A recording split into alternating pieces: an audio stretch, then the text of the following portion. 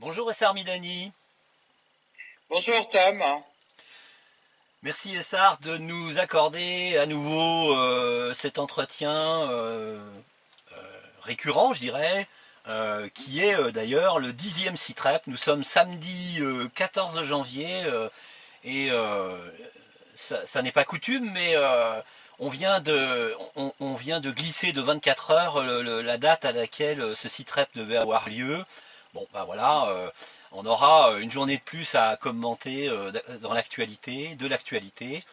Et de nombreuses choses sont à dire sur ce qui se passe en Syrie actuellement. Et en particulier cette chose qui est curieusement assez peu relayée dans les médias occidentaux, qui est cette coupure d'eau qui concerne plus de 5 millions de citoyens syriens, de civils syriens sur Damas et sa région. Et c'est un crime de guerre et surtout vraiment un crime contre l'humanité parce que ça concerne énormément de civils innocents. Donc c'est un crime qui a été commis par les terroristes sponsorisés par les pays occidentaux qui toujours utilisent ces proxys, ces mercenaires criminels pour commettre ces atrocités. Voilà, je vous laisse la parole, Essar, pour nous dire tout ça. Merci. D'accord. Bonjour Tom. Bonjour à tout le monde. Effectivement, c'est notre 10e SITREP et puis ça tombe bien d'ailleurs qu'on l'ait retardé parce que nous avons eu hier le plaisir de savoir que l'armée syrienne a pu investir les lieux des sources Oui. qui étaient effectivement retenues depuis le 22. Donc, depuis le 24 décembre, ont été sous le contrôle des terroristes. L'eau a été coupée, les réservoirs ont été explosés, des machineries de distribution ont été largement endommagées et en fait les terroristes occupaient la place et interdisaient donc assoiffer et couper l'eau de toute la ville de Damas.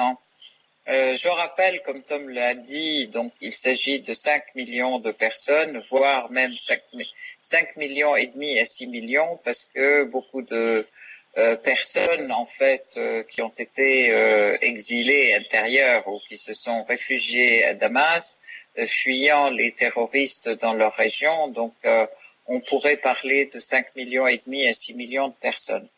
Donc effectivement, crime de guerre caractérisé. S'attaquer à l'eau, c'est s'attaquer à la vie des personnes, et donc c'est un crime qui est passible d'être non seulement crime contre l'humanité, crime de guerre, mais aussi génocide volontaire, puisque on assoiffe la population et ils ont commencé par vouloir empoisonner l'eau. Ils ont mélangé du pétrole à l'eau. Heureusement, l'État syrien s'en est rendu compte très vite et a laissé partir cette eau. Elle n'est pas partie polluer les réservoirs et les tuyaux, les circuits de distribution. Donc voilà, je dresse un petit panorama de la situation. La vallée du Barada contient trois sources principales qui alimentent la ville de Damas. Donc autour de ces trois sources, il y a 15 villages. 10 villages. 10 villages qui étaient sous la domination des terroristes. 3 de ces 10 villages ont rapidement rejoint l'État et ont signé des accords de reddition, si on peut dire, reddition, régularisation et réconciliation. En fait, ces villages contenaient bien sûr, il y a des civils qui étaient dominés par les terroristes. Il y a des terroristes syriens, des terroristes étrangers, Alors, beaucoup de discussions ont eu lieu et en fait, la population excédée par la domination des terroristes étrangers a réussi à mobiliser les terroristes syriens qui se sont rendus et qui ont exigé que les autres partent. Effectivement. Donc en fait, pendant ces presque 3 semaines, depuis le 24 décembre jusqu'à maintenant, donc ont eu lieu donc des discussions, des manifestations de la population. Bien sûr, l'armée était sur place aussi, donc il y avait des manœuvres de force et de discussion. Oui. Ce qui a fini hier par l'accord suivant. C'est que d'abord on hisse sur tous les villages le drapeau syrien, ainsi que sur le drapeau de l'État syrien, bien entendu, ainsi que sur les sources d'eau.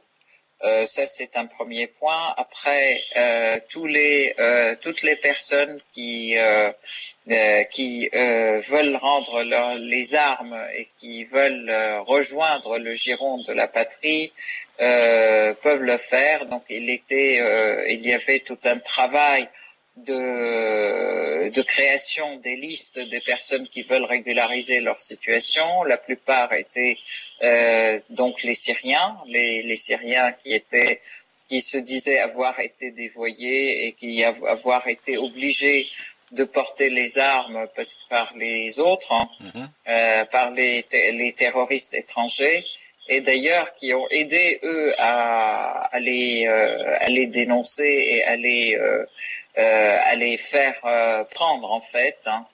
Donc ces terroristes qui sont de l'extérieur, donc ils doivent quitter et tout le monde laisse complètement les armes que reprend donc l'armée syrienne et les villages deviennent complètement exempts d'armes et d'armes lourdes.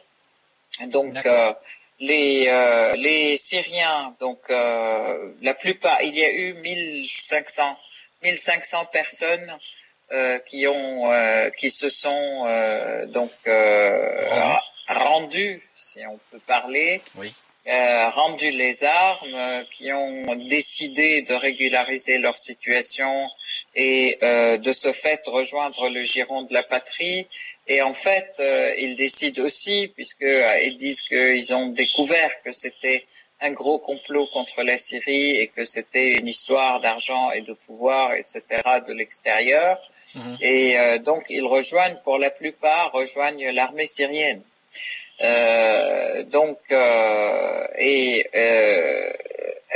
En fait, la liste continue, c'est-à-dire jusqu'à hier soir, il y avait 1500 personnes, mais aujourd'hui, il y en a nombreux, ça continue pendant toute la semaine, toutes les personnes qui veulent régulariser leur situation, on pense que le nombre va augmenter exponentiellement. Par contre, les autres, l'accord est tout à fait. Donc, deuxième point aussi, c'était l'entrée immédiate de l'armée et de toutes les équipes techniques dans les lieux des sources, dans les lieux des équipements, et que les personnes qui se sont rendues les aide en fait leur montre tous les points qui ont été piégés pour accélérer le déminage de l'enceinte des sources. Donc voilà, donc il y a tout un travail de déminage et de de sécurisation en fait des installations. Puisqu'ils avaient planté des plastiques partout et des mines, à l'image d'ailleurs de ce qui était à Alep. Rappelons-nous quand même les circuits de distribution d'eau. Lorsque l'armée a pris possession de tous ces circuits, enfin de toute l'usine de de distribution d'eau à Alep. Ils ont découvert qu'il y avait vraiment, tout était miné, plastiqué, etc. Enfin, sous n'importe quel tube, tuyau ou pompe, etc. Il y avait nombre de plastique, absolument. Ouais. Donc voilà, c'est tout un travail de déminage. Hein.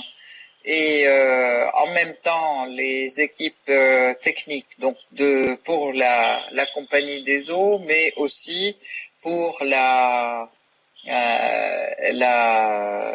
comment dire, les électricités, puisque aussi ils avaient endommagé les circuits de production électrique à partir des sources.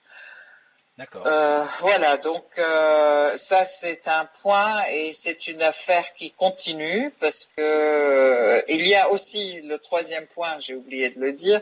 Donc le troisième point, c'est les terroristes qui ne veulent pas rejoindre la patrie et qui pour la plupart sont des terroristes étrangers, sont raccompagnés à Idlib avec des cars verts, comme ça a été le cas pour le quartier est d'Alep. Hein. Oui. Et donc ils sont leur sortie a commencé hier dans la nuit. D'accord. Et ça a lieu aujourd'hui toute la journée. Les premiers sont arrivés à Idlib déjà. Voilà. D'accord.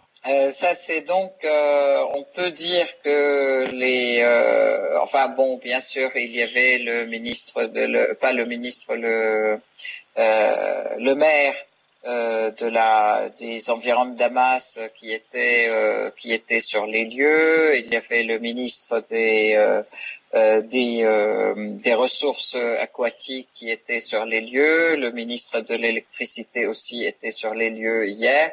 Et puis tout le monde a fait des déclarations effectivement pour la télé et la radio et pour les agences d'information, rassurant la population comme quoi l'eau va revenir bientôt et que bien sûr ils vont veiller à tout remettre en circuit. On espère d'ici une semaine, enfin dans les meilleurs délais, ils disent, puisqu'ils n'avaient pas encore évalué l'ensemble des dégâts. Donc c'est aujourd'hui que l'évaluation des dégâts se fait sur place. Nous aurons sans doute un calendrier plus fiable ou plus juste aujourd'hui pour la remise en circuit des eaux pour la capitale. Donc voilà, ça c'est et donc je tiens à dire que tout ceci s'est fait sans la moindre présence de l'ONU, comme d'habitude. À chaque fois qu'il y a des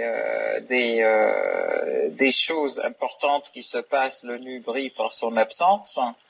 Et par contre, quand il s'agit d'attaquer la Syrie, le pouvoir syrien, ils sont les premiers à le faire. J'ai pas entendu. Je rappelle, en fait, je vise plus particulièrement le de Mistura et son équipe qui est à Damas. Mais et ça Pardon, oui, excusez-moi, ça. J'ai pas entendu l'ONU se préoccuper de cette coupure d'eau, hein, de cette suppression d'alimentation d'eau sur la région de Damas, hein, ce qui est quand même un crime absolument abominable et gravissime. Hein. Alors là-dessus, il y a encore pire, parce que l'ONU non seulement n'a pas condamné, non seulement n'en a pas parlé, mais les médias occidentaux, comme les médias de ceux qui prétendent être dans l'opposition, en fait, et qui ne sont rien d'autre que les voix de leurs maîtres saoudiens et américains, on dit, de toute façon, ça c'est une manigance qui est faite par le président Assad, par les forces du président Assad, pour porter atteinte à l'accord russo-turc avec lequel ils sont en désaccord. Donc, Quel cynisme. bien entendu, toujours des informations, des fausses informations, répandre non seulement des fausses informations, mais des bruits, en fait, pour casser la confiance de la population, pour casser d'une part la confiance entre les différents alliés. Oui. Et on sait que la Syrie et la Russie ont une alliance stratégique et qui est très basée sur la confiance et le respect de la souveraineté de la Syrie, que la Russie n'impose absolument rien à la Syrie et oui. Que toutes les démarches et toute décision concernant la Syrie, elle est largement concertée avec la Syrie, avec l'État syrien oui. légitime, je rappelle. Et puis, de la même manière, la Syrie, avec ses alliés du Hezbollah et puis de la résistance libanaise, sont en concertation systématique aussi. Donc, il n'y a pas du tout de contradiction à ce niveau-là. De la même manière avec nos amis iraniens. Donc, ces bruits qu'ils répandent visent justement d'une part à briser la confiance de la population dans l'État, dans leur État et dans leur qui les défend, oui. Et d'autre part à briser l'alliance entre les alliés qui sont dans le front de lutte contre le terrorisme, le front réel de lutte contre le terrorisme et contre le sionisme. Donc, c'est vrai que l'ONU n'a pas réagi et n'en a même pas parlé, alors que c'est un crime contre l'humanité, alors qu'on voit 2 semaines auparavant, le 22, lorsque Alep-Est se libérait, la campagne et la tempête d'opposition de l'ONU, des médias, les réunions du Conseil de sécurité, la réunion de l'ONU, même oui. de l'Assemblée générale de l'ONU, oui. pour parler d'Alep et pour parler du massacre à Alep-Est, qui ne sont que des mensonges. Donc là, 5,5 millions de civils syriens n'avaient l'air d'intéresser personne, d'une part, en tout cas pas ces instances qui sont censées défendre les droits humains, qui sont censés défendre la démocratie et qui sont censés défendre la vie. Alors les droits de l'homme, c'est le premier, c'est le droit à l'eau, le droit à la vie, oui. alors que là, ça menaçait la vie quand même de 6 millions de personnes et personne n'a réagi parmi ces gens-là. Oui. Bien au contraire.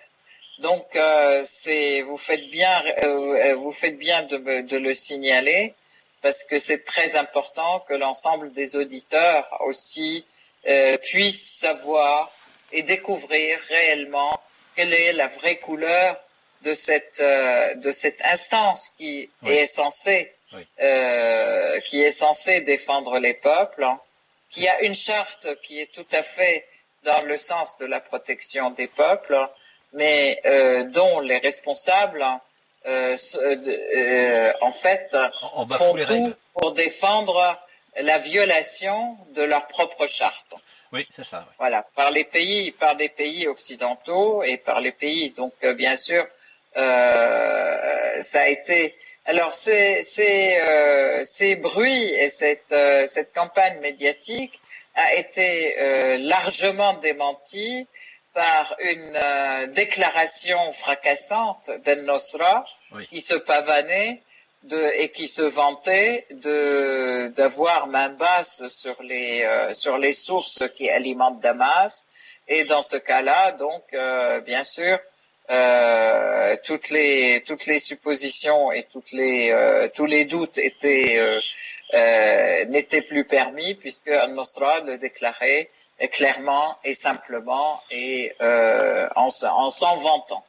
Mais bien entendu, même comme ça, il n'y a pas eu de condamnation. Même comme ça. D'ailleurs, Essar, il serait ce serait sympa de faire une petite parenthèse pour rappeler que pour la France, et en particulier pour un certain Laurent Fabius, le Front Al-Nosra fait du bon boulot, hein. Absolument. Ce qui, en plus de l'imposture qui est devenue l'ONU, hein, parce que là c'est flagrant, hein, il y a aussi le soutien évident de la France derrière cette organisation terroriste. Et là c'est la responsabilité absolue de la France de s'associer à un groupe terroriste qui commet une tentative de génocide, un crime contre l'humanité. Donc ça veut dire que le gouvernement français actuel va devoir tôt ou tard répondre de ces crimes-là devant une instance internationale de justice. Tout à fait. Alors, Fabius qui a affirmé à plusieurs reprises, effectivement, Al-Nosra qui faisait du bon boulot, que les dirigeants syriens ne méritaient pas de vivre, donc c'était un appel au crime réellement, et la responsabilité est très grande de ce pouvoir français.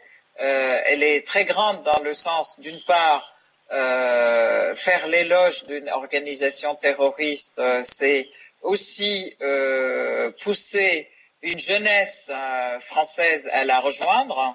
Oui. Donc, ils sont aussi responsables dans ce sens-là. Et puis, de notre côté, dire aussi que telle personne ou telle autre personne et tel chef d'État ne mérite pas de vivre, c'est très très grave puisque c'est un appel au meurtre. Oui. Et c'est aussi appeler ces jeunes Français non seulement à rejoindre Al-Nosra, mais aussi à commettre des meurtres vis-à-vis de la population syrienne. Donc vis-à-vis du pouvoir et vis-à-vis de tous ceux qui sont censés soutenir ce pouvoir et qui soutiennent en fait l'indépendance de leur pays.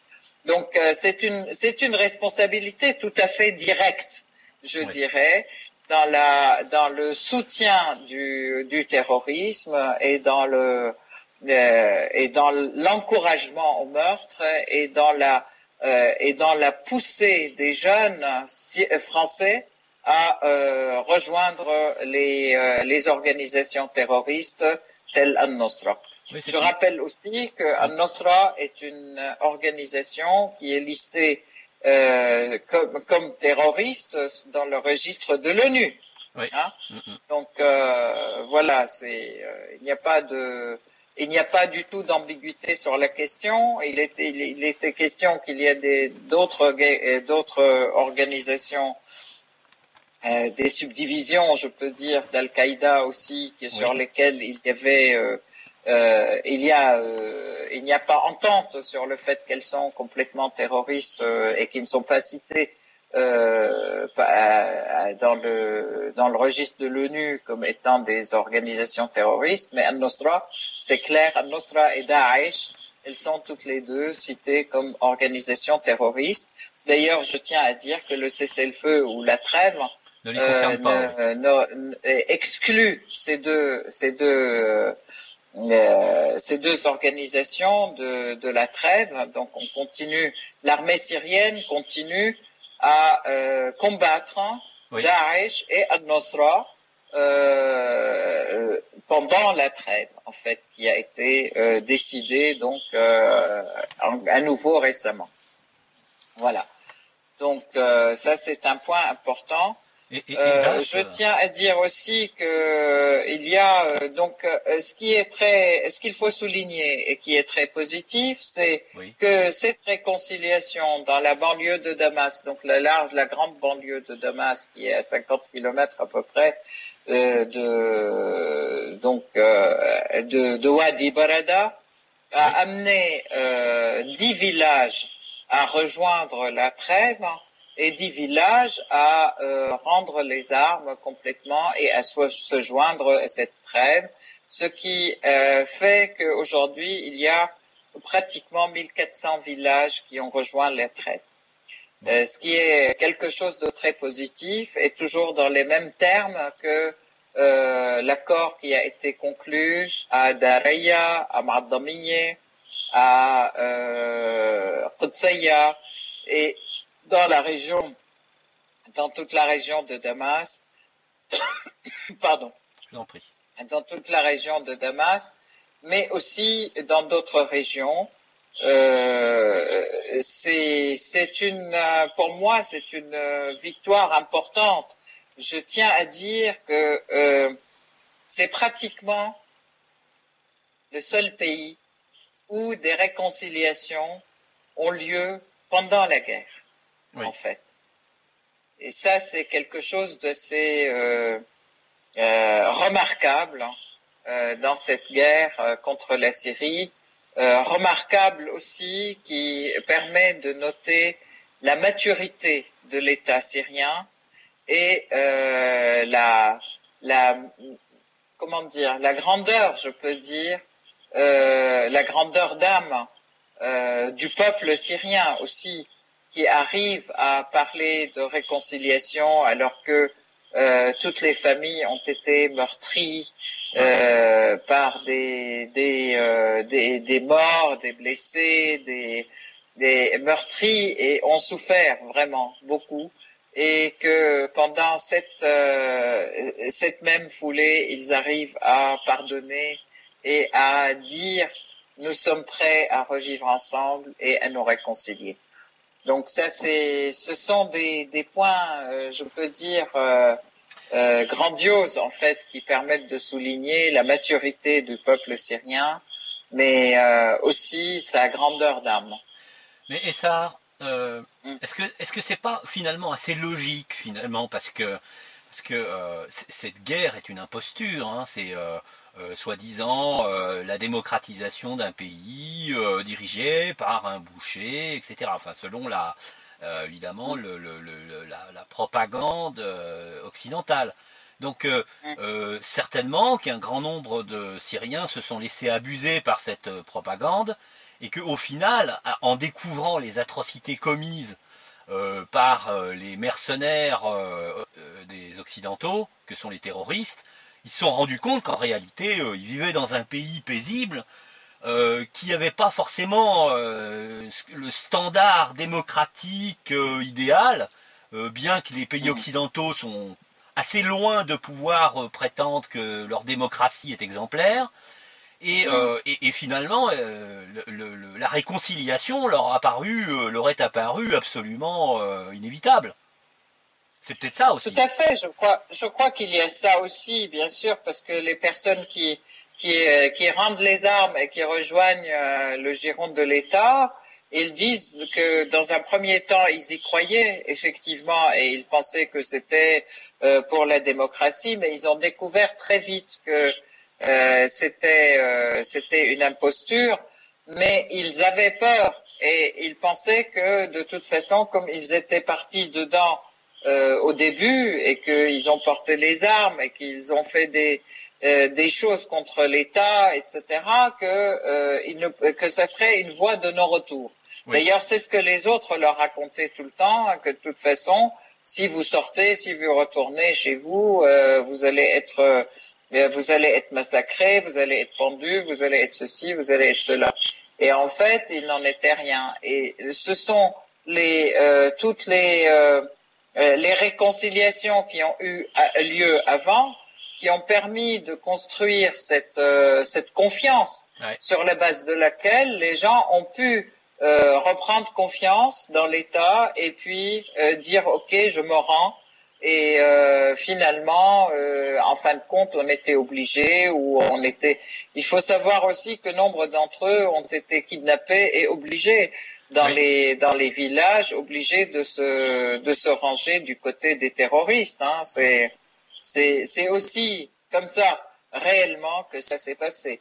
Donc ils prenaient tous les jeunes et tous les hommes et ils les obligeaient à porter les armes à leur côté. Voilà. Donc ça c'est quelque chose d'important à savoir. Essar, donc voilà. Donc il y a eu aussi, je voudrais parler, puisqu'on parle de réconciliation, une autre grande réconciliation, oui, dans la banlieue de Damas, c'est Khan el-Sheikh, qui est une grande banlieue aussi, où pratiquement toute la population aussi la population s'est dressé aussi contre les terroristes étrangers, extérieurs. Ils les ont dénoncés et ils les ont obligés à se rendre. Et en fait, tous ceux qui portaient les armes, les Syriens, se sont rendus aussi. Oui. Donc, je n'ai pas en tête le nombre de personnes, mais certainement quelques centaines, je peux dire. Cette réconciliation est très importante parce que l'armée est entrée dans la ville de Khan el-Shir et à l'instar des quartiers est d'Alep, y ont découvert aussi des quantités importantes d'explosifs ou de matières qui permettent de préparer des explosifs comme de la nitroglycérine en quantité importante, des nitrates en quantité importante, donc du sifour, etc. Et puis beaucoup de produits chimiques de fabrication turque, donc du sarin et du gaz sarin et du gaz moutarde.